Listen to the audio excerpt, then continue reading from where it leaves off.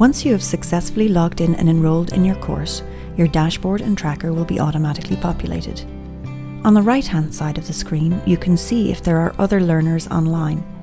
You can direct message by clicking on the icon beside the online user or by clicking on the icon at the top of the page.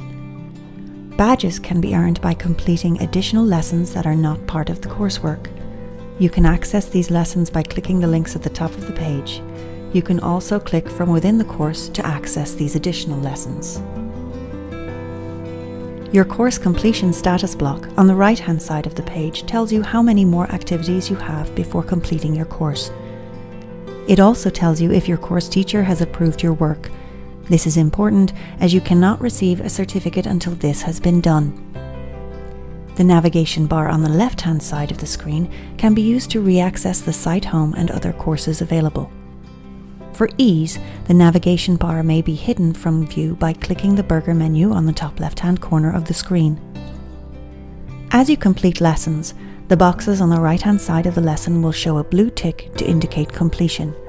Once a lesson is complete, a new lesson link will be made available for you to proceed through the course. In the next tutorial, we will go through taking a course and a quiz.